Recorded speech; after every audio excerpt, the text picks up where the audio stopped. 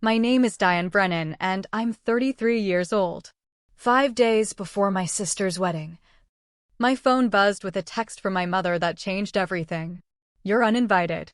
Your sister is marrying into old money, and we don't need your drama embarrassing us. I read the message 3 times, sitting alone at my tiny apartment kitchen table. The coffee in my hands slowly turning cold. No explanation. No apology. No attempt to soften the blow. Just a clean, surgical cut from the very family I'd spent my entire life trying to fit into. I wasn't exactly shocked that my mother could say something so cold. What hit me hardest was how casually she said it. Like she was canceling dinner plans instead of wiping her own daughter out of her sister's biggest day. Renee and I had never been especially close, not really, but we were still sisters. We shared the same bedroom until I was 12. We cried together the day our father walked out. We survived the same struggles under the same roof.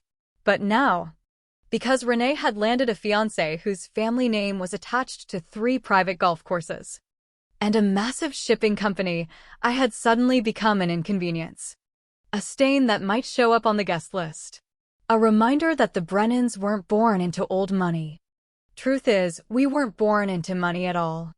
We were a single mother and 2 daughters scraping by on overdue rent, second-hand clothes, and Christmas presents bought through layaway. Every dollar mattered back then. I started typing a reply. Deleted it. Typed another. Deleted that one too. Nothing sounded right. My anger kept trying to disguise itself as begging, while the begging kept turning back into anger. Neither version felt like something I could send to a woman who had just decided my entire existence was drama. So I did nothing. I just sat there staring at the screen, kinda knowing another message was coming. Because I knew my mother. She never delivered bad news without finding a way to twist the knife just a little deeper. Sure enough, less than a minute later, another notification popped up. No words this time. Just a photo. Their engagement picture. Professionally shot. The kind couples easily spend $300 an hour on just to get that perfect lighting and flawless background. Renee looked radiant in a champagne-colored dress. Her hair swept effortlessly over one shoulder as she laughed at something just outside the camera frame. Standing beside her, one arm wrapped comfortably around her waist, was the groom. I looked at his face. 1 second. 2. 3. Then everything inside my chest turned ice cold. Before burning so hot it almost hurt. And suddenly, I laughed. Not because anything was funny. Heck, nothing about it was funny. It was the kind of laugh that only comes when reality becomes so completely unbelievable that your brain has no clue what else to do. I laughed until my ribs ached. Until tears blurred my vision. Until I had to set my phone down on the kitchen counter. Because my hands were shaking too hard to keep holding it steady. Because I knew that face. For real. I had known that face for 4 years. I had known that face for 4 years. Long before Renee ever claimed she'd met him at some fancy charity gala or exclusive golf club. I knew the small scar sitting just above his left eyebrow. I knew the way his smile never quite reached his eyes whenever someone pointed a camera at him. Like he was always doing the math on his next move. Because the man standing beside my sister wasn't the man everyone believed he was. The name proudly displayed on the wedding website my mother had been showing off for weeks was Weston Cole, the so-called heir to Cole Maritime Holdings. But the man smiling in that engagement photo, the man my sister was about to marry in just 5 days, had another name entirely. A name from a completely different life. A name connected to a past my family didn't have the slightest clue about. My mind started racing through years of memories, trying to figure out how this was even possible. How could one guy be living 2 completely different lives without either world crashing into the other? I thought about the last time I'd seen him. There hadn't been champagne. There hadn't been expensive suits. There hadn't been country clubs or polished engagement photos. The memories I had of him belonged to a world so different that my brain couldn't make the 2 versions fit together. I couldn't stop wondering what my mother would say if she knew the truth. Or what Renee would do If she found out only 5 days before walking down the aisle that the man waiting for her wasn't even who he claimed to be. I slowly placed my phone back onto the counter, pressed both palms against the cold marble, closed my eyes, and forced myself to breathe. At that moment, getting kicked out of the wedding suddenly felt like the smallest problem in the room. My mother thought she was protecting the Brennan family name by cutting me loose. No way. The real threat was already sitting inside their circle, rocking a custom $3,000 suit, flashing that polished smile, and posing for engagement pictures while everyone bought the act. They had absolutely no idea what was really coming. I grabbed my phone again, opened my contacts, scrolled down until I found one number I hadn't called in over a year. My thumb hovered over the call button, because once I made that call, there was no turning back. Some doors, once they're opened, can never be closed again. I took one slow breath. Then I hit call. 5 days wasn't much time, and my family needed to learn the truth before they walked straight into a disaster. The line rang twice. A third time. Then a familiar voice answered. Careful. Guarded. Like he already knew this wasn't gonna be some friendly catch-up. His name was Grant Holloway, a private investigator.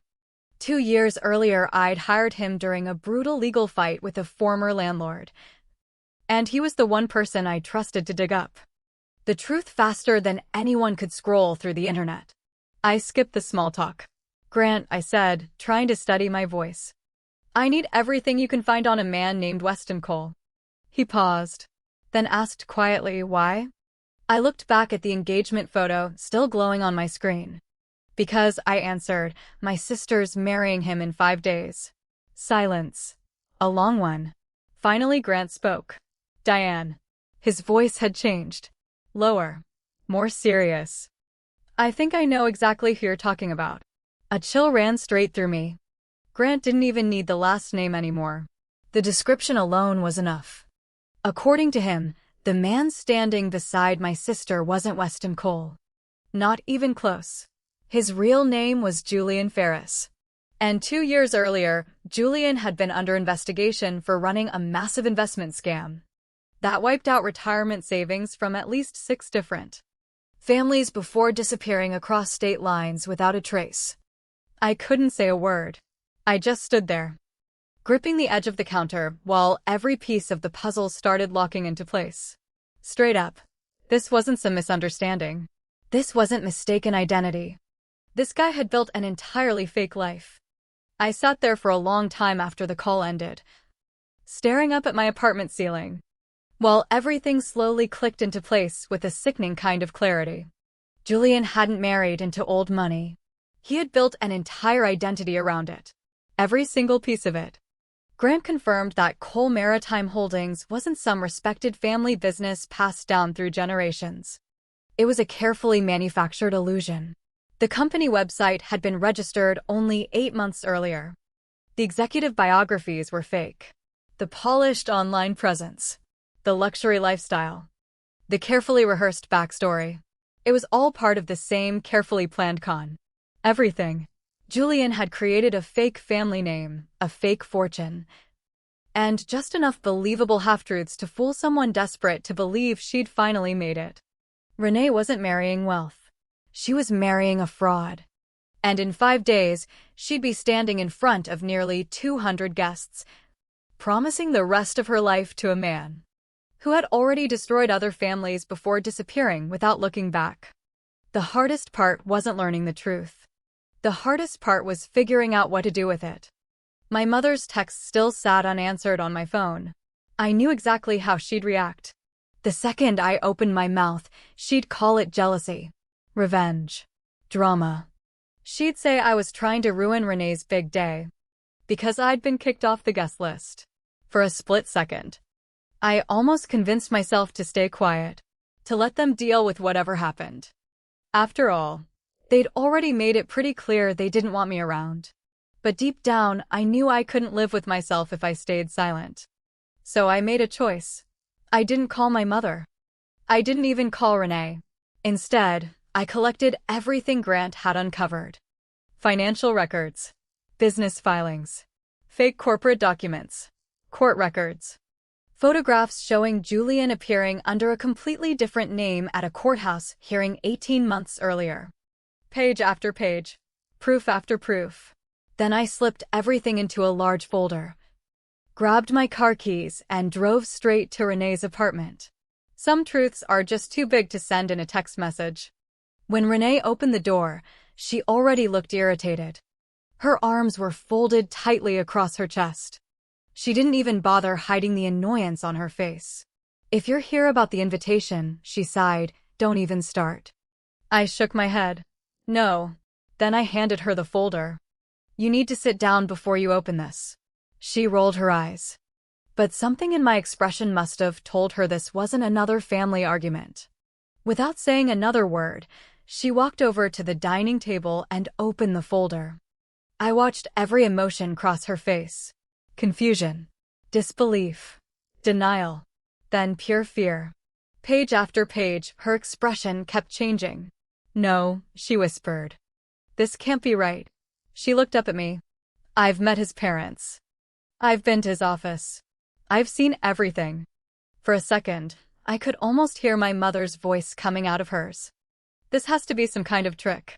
You're just upset because Mom uninvited you." I didn't argue, didn't interrupt. I simply waited. Because documents don't lie. People do. By the time she reached the third page, her hands were trembling the exact same way mine had been trembling over my kitchen counter.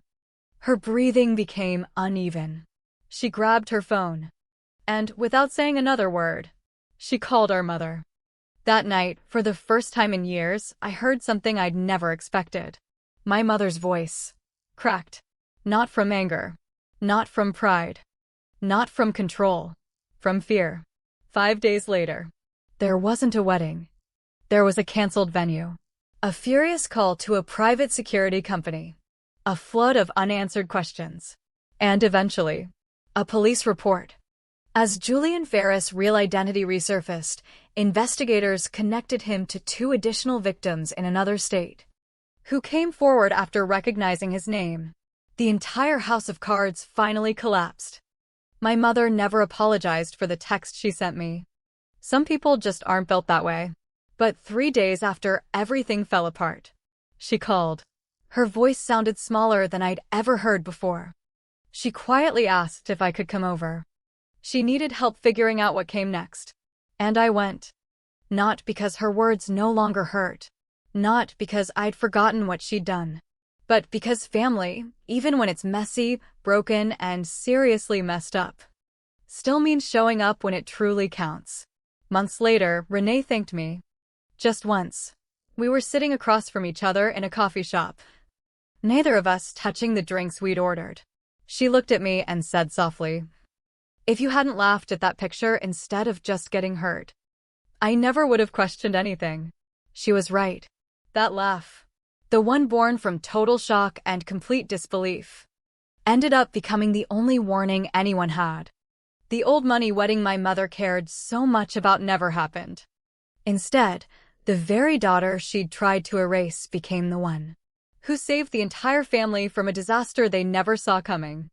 And sometimes, life has a funny way of proving that the person everyone looks down on is the one who ends up making the biggest difference. If this story hit home for you, if you've ever been underestimated, pushed aside, or counted out only to become the one everyone eventually needed, you already know exactly why stories like this matter.